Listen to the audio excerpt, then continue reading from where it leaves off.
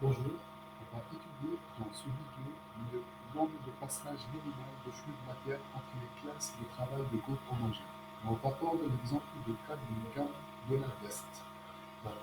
Pour notre cas, la gamme de veste est composée par les opérations suivantes. Il s'agit des opérations qui vont se réaliser dans la classe de machine 504, des opérations qui vont se réaliser dans la classe de machine 301, dans la classe des opérations manuelles, dans la classe des opérations de machines spéciales qui sont représentées ici par la machine 101.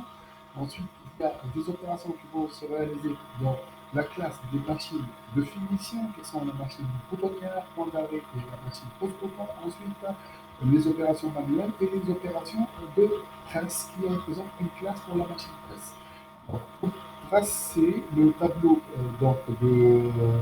des prédécesseurs, il faudra dresser le tableau de cheminement et calculer le nombre de passages minimal. Il fallait présenter les groupes de machines par ordre aléatoire sans oublier aucun groupe. Ensuite, il fallait dresser les opérations et le transfert de flux de matière selon les prédécesseurs établis dans la gamme pour calculer donc le nombre de flèches minimales qui permettent d'aboutir à la fabrication du produit final, sachant que les transferts de matière dans la même classe est négligé. Donc, il n'y a pas de passage entre 6 et 8. En tout cas, il n'y a pas de passage entre 7 et 14, ni de 21 à 7 ici. Donc, ce qui nous intéresse, ce sont les flèches entre la classe surfileuse vers la classe piqueuse, de la classe piqueuse vers la classe main, de la classe main vers la classe piqueuse de nouveau, ensuite de la classe piqueuse vers la classe main de nouveau, ensuite le retour vers les machines spéciales, l'aller vers les piqueuses, retour vers les machines de finition, l'aller vers les opérations manuelles et enfin vers la grande presse pour sortir. Donc le nombre total pour le cas de presse sera égal à 9. Comment nous avons trouvé ce chiffre-là? Si on revenons donc aux prédécesseurs. Je vous rappelle que les prédécesseurs pour la carte, ça a été donné. Donc on n'a pas traité donc, les informations qui existent ici. On n'a qu'à étudier donc, les liens qui existent entre ces opérations. Donc il y a l'opération 1, elle va se faire au niveau de la classe 504. Donc ensuite, 2, 3, 4 et 5 sont des opérations qui vont se faire au niveau de la classe 301. Il y a une liaison entre la classe 504 et la classe 301 qu'au niveau de l'opération 4, parce que l'opération 4, c'est l'opération qui dépend de la pièce 1.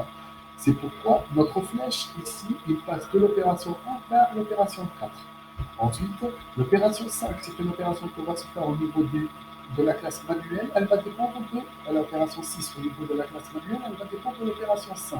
Donc, il y a un transfert de matière de la classe 301 vers la classe des opérations manuelles. Et ensuite, un retour vers les opérations de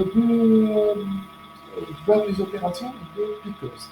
Ensuite, un aller vers les opérations manuelles et un aller vers les opérations de machine de finition. Donc, jusqu'à l'opération 9 ici, il y a un premier aller de la surjeteuse vers les piqueuses, de piqueuse vers la main, de la main vers la piqueuse, de piqueuse vers la main encore une autre fois, et un aller vers les machines de finition. Donc, c'est ce qui sont présentés ici par donc, la première flèche, la deuxième flèche, la troisième flèche, la quatrième flèche et la cinquième flèche pour aller vers les opérations donc, de finition au niveau d'opération 9. Ensuite, l'opération 10, c'est une opération qui va dépendre de l'opération 5. Et l'opération 5, elle existe déjà dans la classe de piqueuse, donc elle ne nécessite pas de transfert de matière. Donc l'opération 5, 10, il suffit de noter 10 à côté de 5, sans transfert de matière.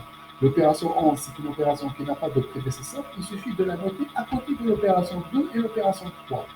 L'opération 12, c'est une opération qui va se faire au niveau de la classe main et elle dépend de 11. Donc il faut y avoir un transfert de la classe piqueuse vers la classe main, sachant que ce transfert existe déjà pour transférer l'opération 5 vers l'opération 7. Puisque l'opération 11, elle peut se faire avant l'opération 5, donc on peut faire ce transfert-là en cachette dans la même ligne de passage.